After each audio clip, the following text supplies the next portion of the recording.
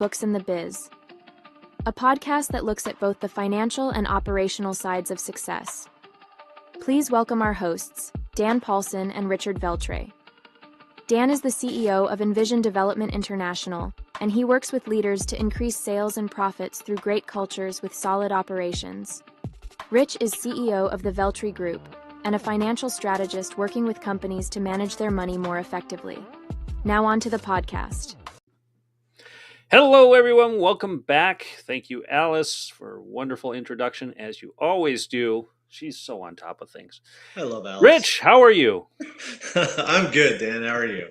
I am doing wonderful. So, our subject today is going to interest the people in the room who are buying businesses, and I think we belong to a number of groups of some ambitious younger and older people who are out there looking for that next opportunity. And, we were kind of talking about this before we got on the podcast. It's always, it's easier from the seller's side because you just collect the check, go to the bank and turn in the keys. And hopefully you made enough that you're laying on your own private island and calling it a day. However, if you're buying a business, I think it's a little bit different story, and there's different things that go on. And, what do you need to do to kind of prepare yourself? So that's kind of where we come with our subject today. Rich. Yeah. Where, from a financial side, what's going on? And maybe this is the best way to start. So there's, probably that we'll cut out the months of vetting and everything else and say, okay, the deal is signed. We know it's going to close. What should you be doing from a financial side before you actually take the proverbial keys and run with the company? Yeah, I think planning. And I don't mean just, the bank wants to see what my budget's going to be when I go and I start this business. That's all done. Okay. Mm-hmm. So you close, you've already done that. You've already presented that. You've already gotten investors or bank or whatever your financing came from. You have a plan for this is what I'm going to do. So don't just put that in a file and think I'm going to go sit at a desk and tomorrow everything's going to work out great, because it doesn't necessarily work out great if you do that. You can make it work out great by kind of planning for what's going to happen on day one. You have a lot of things that you have to transition that won't happen until the document is signed that puts the business in your hands. But at that point, you have to go and figure out banking. You have to figure out customer relationships. You have to figure out, what's your plan for how you're going to make this company bigger, because you didn't buy it just so it would be the same for tomorrow. You bought it so you could do something else with it the old owner didn't want to do. So what is that plan and how do you implement it? So I think that's the big thing. Like, what are you going to do to implement day one so that everything starts to work for you as opposed to for the old owner? I think banking is probably one of the biggest ones, because I'm going through one now that's just a bit tumultuous. I don't have another word. I think that's a good one. Well, without throwing any banks under the bus, Yeah. other than saying it's a rather large bank, which tends to make things more complex when you try to make simple moves happen. What's going on in this situation that's making it a little bit unique? I think you have to kind of look at it and say, well, if you're buying a business that was owned by a single founder, that person's banking, process may be very different than what you're bringing in. So if it's just you and you're acquiring it, you might just take over their, how they did it, and it might work out just fine. Or you might have your own bank, so you're going to work with your bank and just cancel all the old banking. But in the case of this, like, we have where we bought the actual entity. So because we bought the entity, the bank account stayed the same. Now we had to do a name change, and we had to do signature card changes, and we had to get it so that it became ours as opposed to the old founders. And I'm truly coming to the conclusion that the founder had his personal accounts connected to the business account, and then it's sort of an because that never happens. So I think as we're going through the process, some bad stuff is happening, and who doesn't have access to this, or who was operating still using features that are only available for the individual, and now you're doing a corporate level bank account. And so the bank is kind of in the middle going, we're just doing what we're told. Mm. Well, I don't know what I'm supposed to tell them that I don't know. Like there's pieces to this that I'm trying to throw everything on the table and say, this is what I need. And they don't understand.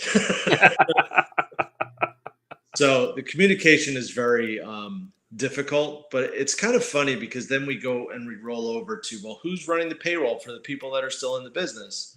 And so we run into the same problems. It's like, well, we don't recognize that you're the new owner yet. You have to show us all these documents and you have to, so that all takes time.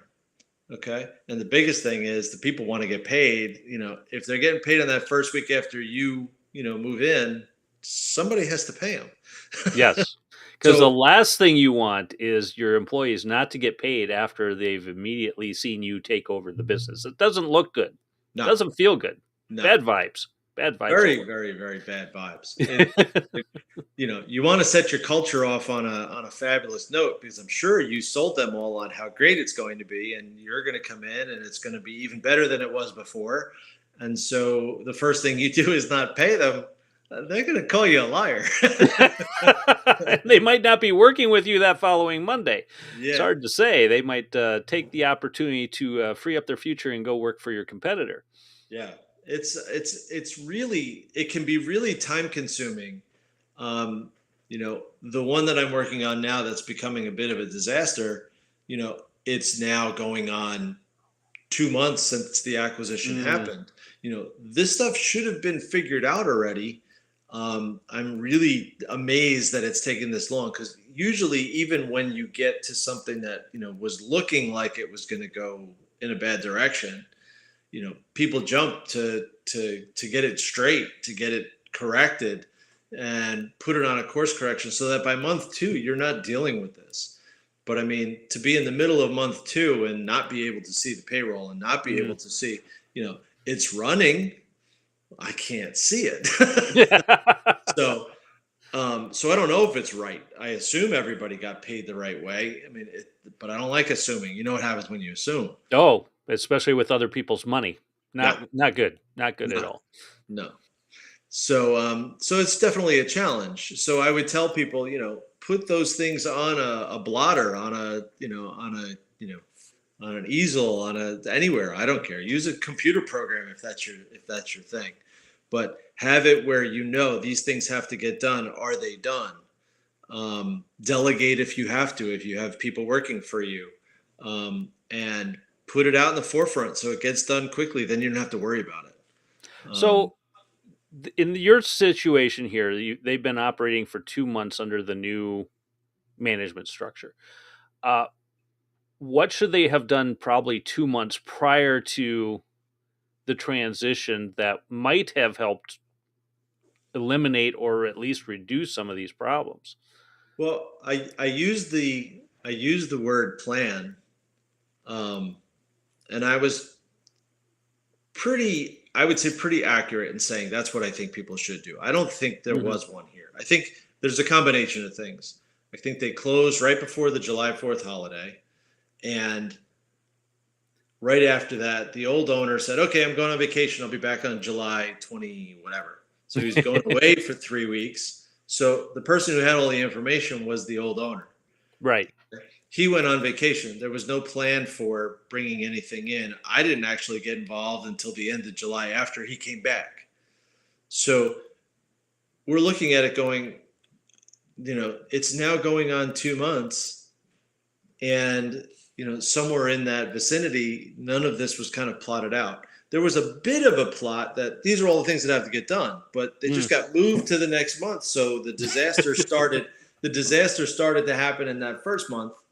Then all of a sudden it became, well, now we have to address all this stuff. So it's a little late because now you're fighting to get back uphill. Yeah. And so that's the challenge. You're trying to actually push to be able to get all these things done and do a good job and show people this. But that's when you start doing it. And that's when, if the bank is not helping you, if the payroll company is not helping you, if you have to make other changes, you're starting a month behind. Mm-hmm. So that plan really needed to be executed like on day one. In this case, unfortunately, day one was July 4th. It was a holiday. Yeah. But that Monday, I mean, you could have just rearranged it so that the next Monday, okay, that's the day we have to get things done, you know. So somewhere along the line, someone should have said, these are the things we need. But nobody did Well, that. and it was always my belief that whenever an entity changed hands, usually where the bank's involvement was is, well, you can't just take over these accounts. You can't just take over these loans. We want, even if it's with the same bank, we close this loan, we open a new one in the new entity's name. We transfer all liabilities over into that. You start paying on, it's basically like a new loan.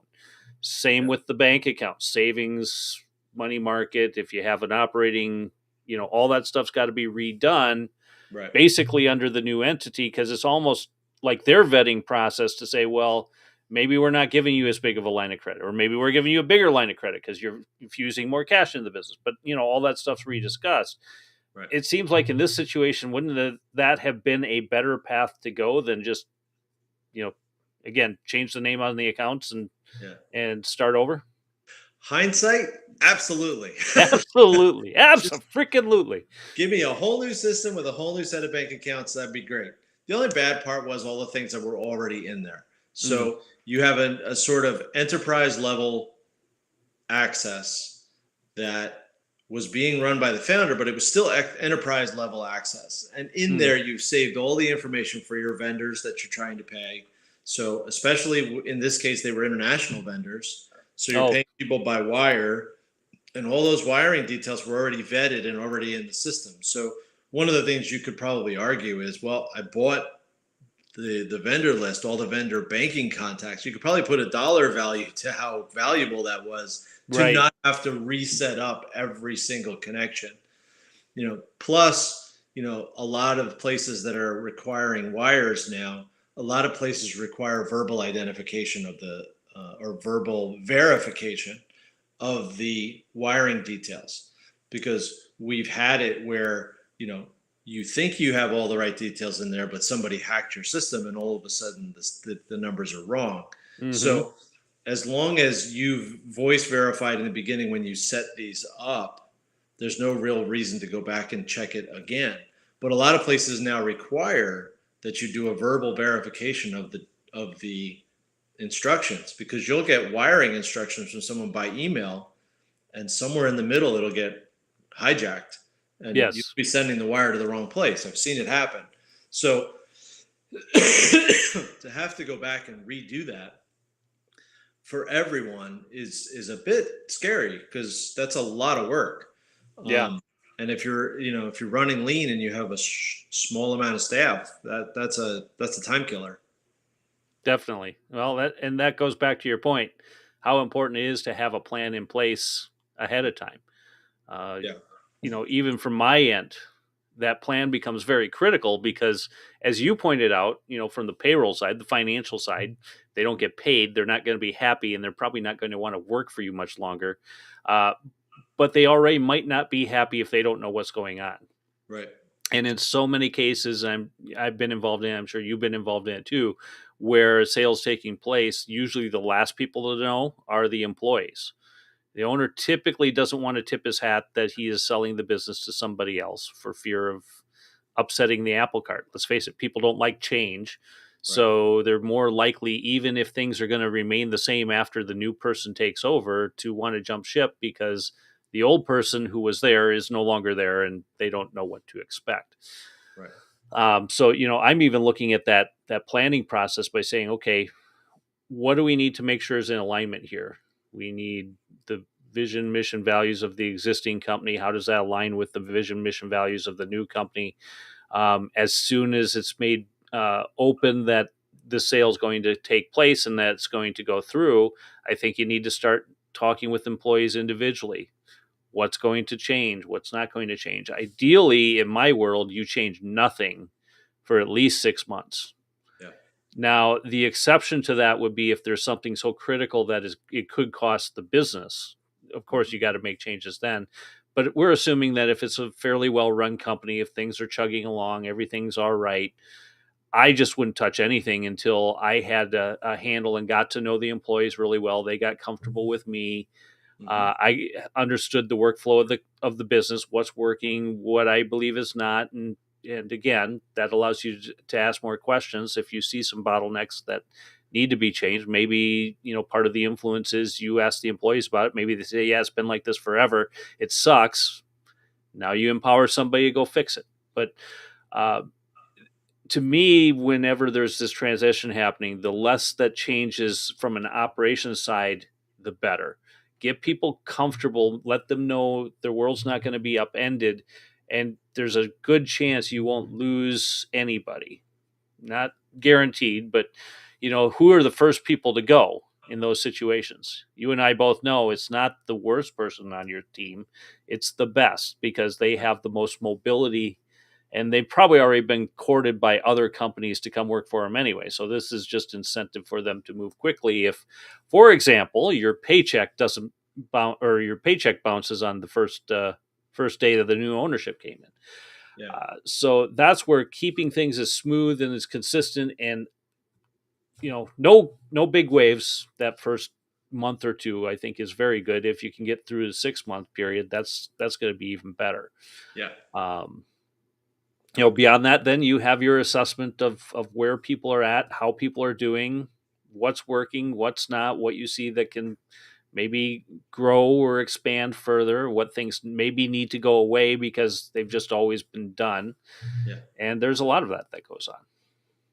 Yeah. I think I totally agree with the 6 month movement. I think in this case, I probably would say I don't think that you can go 6 months because I think there were certain things that because it was a founder owned company before, Mm. there was a lot of stuff that was not based around good financial structure.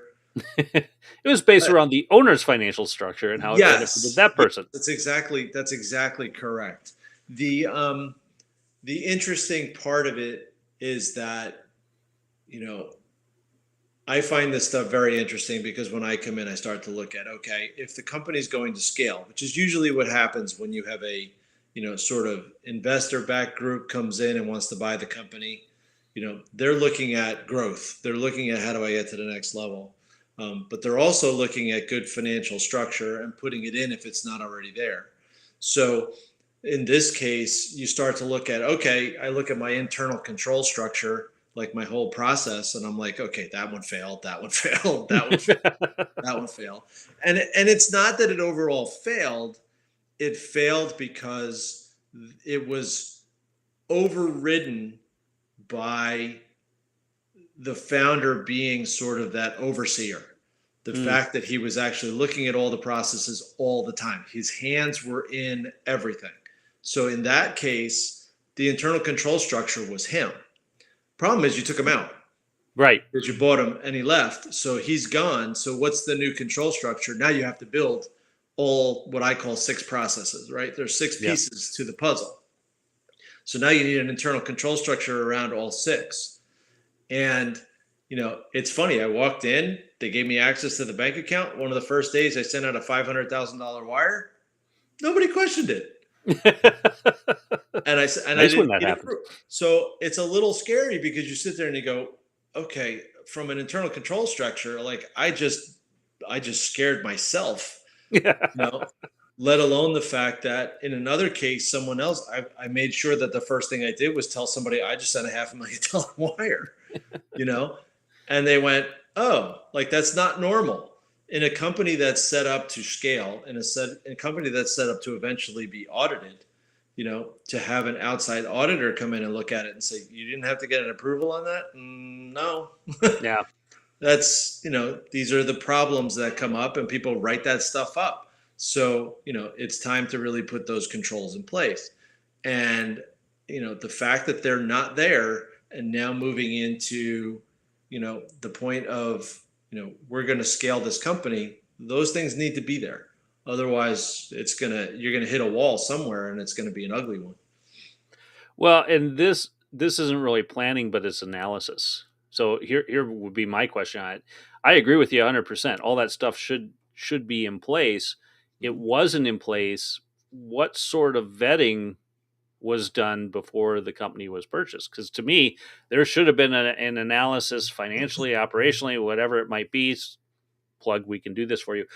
You can come in and look at what's going on and have maybe some outlines to what needs to be changed, because we've talked about this before, and we've talked specifically about owners having full control over every aspect of the business and how that impacts the overall value. It takes away from the value of the business when the owner does everything, because as you've pointed out, I now have to add maybe 2, 3, 4 bodies that are pretty pricey at the senior management team in order to fulfill what one person was doing, because they're no longer here. So you have a financial guy, you have an operations guy, you might have a marketing person, you might have a salesperson. And last I checked, those people in most cases come with a good 6-figure salary, plus benefits, plus incentives, plus everything else. You're talking about, if you added 4 people like that, for example, that would be upwards of $1 million in salary and benefits alone in many cases.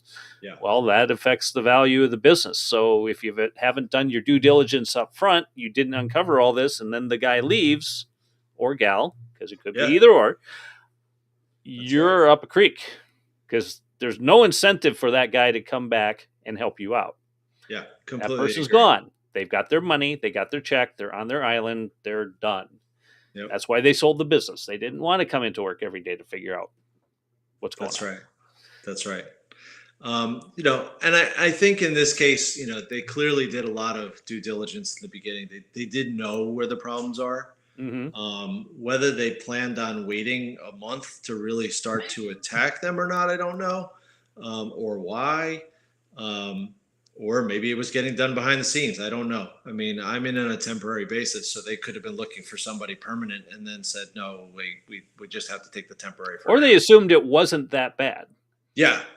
Fine, we can fix that. That's a quick thing to take. Yeah. And I think that nobody could have expected the banking problems. Nobody could have expected the payroll. I don't want to call it problems, because everybody's been paid. Okay. Right. There's sort of a hole in the lack of control. The system should have been kind of moved over, especially that one, because that's so sensitive. Right. Banking, we hit some snags that nobody would have been able to actually anticipate. But in other words, that's kind of why I'm like, push to get it done sooner rather than later, because if you do hit a snag, you want to be able to deal with it without it becoming monumental. Right. So I think the key is you better have some people in your portfolio that you can tap into to fill expertise that you might be lacking once these issues start popping up. Right. Agreed. Absolutely. And, definitely tap into who you know. Tap into who you know and how you can get it done. So.